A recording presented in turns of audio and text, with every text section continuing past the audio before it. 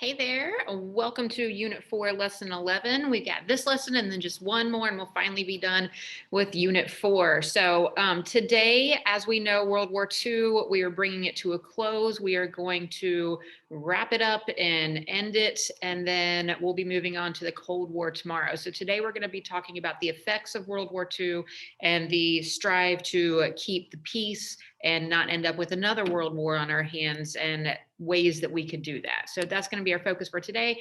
And then once we get done with the notes, I will go through and talk to you about what you need to complete for your assignment today. So I want to start off by talking to you about some of the atrocities, the very, very bad things that happened as a result of World War II. And so we know that one of the worst things that happened was the Holocaust. You've learned about this in other classes before. This is going to begin in Germany, but it's later going to spread throughout other Nazi controlled areas in Europe. And you can see here on the screen, you can see the different places where they had concentration camps. So the green ones are concentration camps. The red ones are death camps, where basically people were sent more not to do work and do forced labor, but to be killed, essentially. The worst of those being at Auschwitz. In total, there were about 6 million Jews who perished in the Holocaust, but there were also another 6 million people that were not Jews that also died. And a lot of people oftentimes just think about the Holocaust as being, I don't want to call it an event, as being an instance in which it just killed a bunch of people within the Jewish community. But there were a lot of other people that were killed as well. Gypsies, Slavs, homosexuals, people that were disabled. They were sent to concentration camps and killed as well. The reaction to this is that we do end up seeing for the first time the international community deciding to hold criminals of war accountable for their actions. And we have what was known as the Nuremberg trial. So this happens in 1945 to 46, and we put 22 different Nazis on trial for the atrocities that they committed. 20 of them end up being found guilty of crimes against humanity. 12 of them are sentenced to death. Obviously, there were way more than just 22 people that did, a lot of the killing, but these were some of your like higher level Nazis that did a lot of the orders and stuff like that. So we had to hold somebody accountable. So you can see here a picture from the trial. You can see they've all got headphones on, and this is because it was an international trial. So everybody's speaking languages that they don't necessarily all know. And so they use those to interpret so that everybody would know what was being said. So these guys right here, bad guys, bad guys. So the other thing is that obviously we know about the Holocaust, but a lot of people think that that was just like the worst of it. But you need to know that Japan also did some really, really horrible things during World War II. And so one of them that often goes unnoticed or not really talked about a lot is known as the rape of Nanjing. This happened in 1937 and 38. So like before the United States is brought into the war, and at the beginning of it, when Japan is really trying to go out and like take over areas of China. And so this happens in the Japanese occupied city of Nanjing. Sometimes you might also see it referred to as Nanking, but it's right here. So here's Japan over here, right? Here's North and South Korea. And then this is the city where this incident happened. Because of this incident, there are 200 to 300,000 Chinese civilians, so not soldiers, just innocent people that are murdered, and another 20 to 80,000 that are raped and tortured by people within the Japanese military. We also wanted to make sure that these people were going to be held accountable for their actions.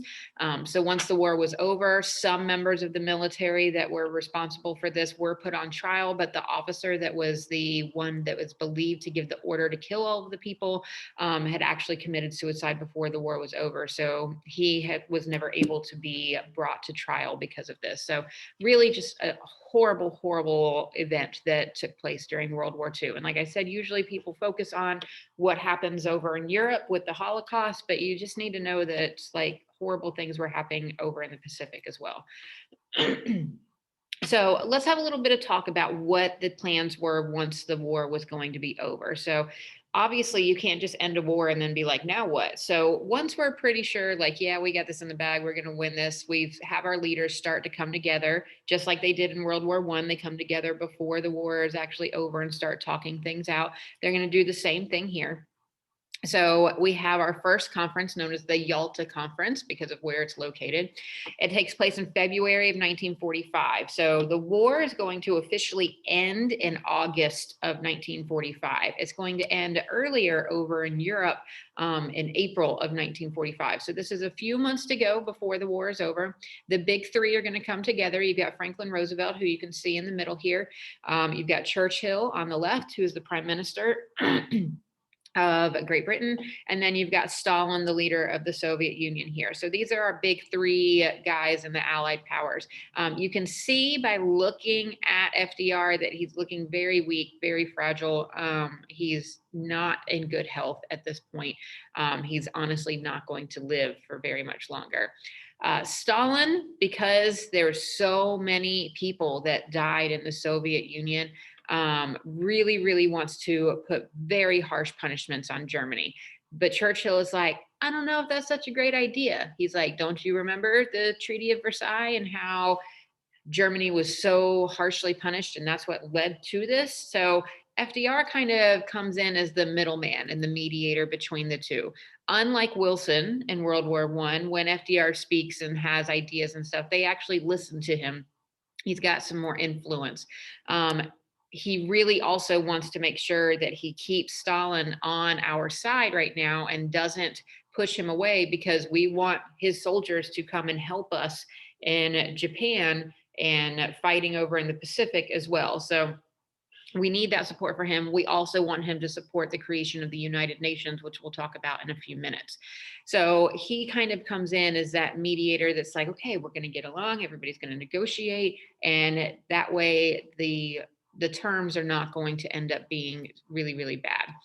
One thing they do decide to do is that once the war is over, they are going to temporarily divide Germany. And I'll show you that. And that's going to split it into like a Soviet side for East Germany, and then West Germany is going to be more capitalist. So I did want to show you, because Stalin was pushing for such severe punishment of Germany. This is why 65% of the deaths, let me move this out of the way. So 65% of the military deaths that happened in the war over in the European side, because they weren't really fighting a lot in the Pacific side. Sorry, I just had a complete like brainwash there. You can see that the United States, only 2% of the people that died were US soldiers. 65% of those that died in the Allied forces came from the Soviet Union. So that's why he really wants to punish Germany the most. And then you can also see here the breakdown of what happened to Germany. So they take Germany once the war is over. The plan is to divide it up to help basically get Germany back on its feet once they and take control. Any part that is red here is going to be controlled by the Soviets. The yellow part's going to be controlled by the United States, the green controlled by Great Britain, and the blue controlled by France. You'll notice this little blob here in the middle. This is the city of Berlin. Berlin is the capital. So we didn't want the Soviet Union to have complete control over the capital of Germany. So Berlin itself is also divided into East Berlin and West Berlin. Again, the east side being the side that is going to be Soviet controlled and communist, and then the west side being the side that we would be more in control of and would be more capitalist and democratic. So big things happen at this Yalta conference. Then before the war ends, they need to have another conference. And so now we have the Potsdam Conference, which is going to take place in July. You'll notice, actually, I don't know why I moved that here. You'll notice that out of the big three, two of them are different. So at this point, FDR has now passed away, and his vice president, Harry Truman, is now the president of the United States. Attlee, right here on the left, is the new prime minister of Great Britain, and then Stalin is still there. So this is the new big three that are going to be coming together to talk about what are we going to do. During this time, tensions between the United States and the Soviet Union are continuing to increase. We're getting increasingly frustrated with Stalin, who had said that he was going to have free and fair elections for their people over in the Soviet Union. And it's very clear that that's not going to happen. And he just wants to continue to hold power. So we use this time to kind of like intimidate them. So we look at the Soviet Union and we're like, hey, guess what? So we've got this little thing called an atomic bomb. So you might want to like step down and stop trying to like buck up at us right now because we could destroy you, right? So it's used as a little bit of a move for that. And this is going to be the month before the war officially ends. We drop the bombs over in Japan in early August. So we're right at the end of the war.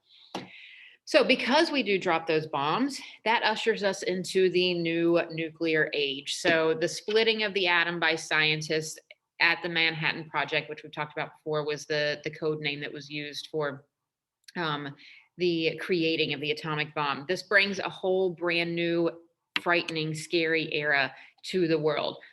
John F. Kennedy was quoted as saying, "Man now possesses the instruments of his own destruction." Like these bombs are obviously no joke. This brings with it, though, some both positive and negative effects that happen. On the negative side, we get nuclear proliferation. And we talked about this word last week. This is the idea that everybody's going to just keep creating these nuclear weapons, and to the point where now there is a dangerous amount of nuclear weapons in the world. The devastation of Hiroshima and Nagasaki spark an international rush for all of these countries to be like, the United States can't be the only one with this kind of power and this kind of weapon. We all need it. So there's this race for everybody to build those nuclear weapons. On the positive side, we realize we can use nuclear power as a source of energy. So we have power plants that are created. But there's a lot of debate over the benefits of that as well, because we have had some catastrophes happen with this. In 1986, we had the Chernobyl meltdown that occurred in the Soviet Union, and then the Fukushima meltdown that occurred in 2011. And I mean, to this day, people are still being affected by the radiation in both of those areas. Like Chernobyl, you can't live in because the radiation levels are so high. It was a horrible, horrible experience that happened. So let's talk about, once the war is over, we need to make sure that we don't have another world war on our hands. So we want to do things to try to keep the peace. One of those is the creation of the United Nations, which is going to replace the League of Nations. And this time the United States is going to be a part of it. It becomes effective and is created in October of 1945. And it's controlled mostly by the group of 5 that are on the Security Council, which the 5 permanent spots are those that are the Allied powers, the winners from the World War II. So the United States, the UK, Russia today, because it's not the Soviet Union anymore, France and China. And then there's also 10 rotating spots of other countries that come in. But most countries in the world are a part of the United Nations. And their idea is to maintain international peace and security and help us to negotiate out issues instead of just going to war, because we don't want more world wars on our hands. Today, there are a total of 193 nations that are a part of the United Nations, which is basically like every country in the world except for like 2. There are some other organizations that are created as well to try to specifically focus on stopping the spread of communism. One of them is the OAS, the Organization of American States. And by American states, we're talking about South American, Central American, and North American countries, not like individual states like Montana and Nebraska, right? So this is created in April of 1948. We want to have some regional solidarity and like say, like, we're all here in this together to help each other out. Again, the main idea here is to stop the spread of communism. We also see another organization known as SEATO. So this is the Southeast Asia Treaty Organization. This one's created in September of 54. So this is years and years after the war is over. But again, its goal is to stop the spread of communism in Southeast Asia. Not super successful, considering, a little thing called the Vietnam War that we'll talk about in the future is going to happen. So it's not as successful. It comes to an end in June of 1977. But the idea here is that we are trying to create these groupings of people to work together to stop the spread of communism. We also create more alliances. And so we're going to see the creation of NATO, which is the North Atlantic Treaty Organization. So all these countries that you see here that are blue are a part of NATO. And this is an alliance that was created in April of 1949 that is, again, trying to stop the spread of communism. So it is an alliance of non-communist countries that are going to be backing each other up and helping each other. The Warsaw Pact was going to be created amongst the Soviet unions and their satellite countries. So the Warsaw Pact was made in 1955, basically as a response to the creation of NATO, and was basically created once West Germany was allowed to enter into NATO. Then they were like, the Soviets were not happy with that. So they wanted to have their own kind of alliance as well. And that's what these red countries are over on this side. So that was a lot. That brings us to the end of this, though. Let me tell you about what you're going to do for your assignment, and then you can get to work on it. So today you are going to come down here to Unit 4, Lesson 11, The Effects of World War II. In class, people were working on this together. Obviously, if you're watching this video, it's probably because you weren't in class. So what you're going to do is complete this on your own. You're going to open up this Word doc. You've got a little bit of reading to do. And by a little bit, I mean a little bit, like it's not anything that's super long. So what you're going to do is read about different groups that were affected by World War II. So you're going to read about the international community in general. And then you're going to tell me based off of what you see here, like, what do you think about these decisions are fair? And what do you think maybe aren't fair? Because there's going to be people that are happy and people that are upset by some of these decisions. For the Jewish people, you're going to do the same thing. And then Japan and the United States, and then Europe in general. And this is just going to give you an idea of like what happens with these people and with these areas once the war is over and the decisions that were made. So that's it. Once you're done with that, turn it in. If you have any missing work, then make sure that you're getting it done. If you have any questions, comments, or concerns, you know how to get in touch with me. And other than that, have an excellent day. Bye.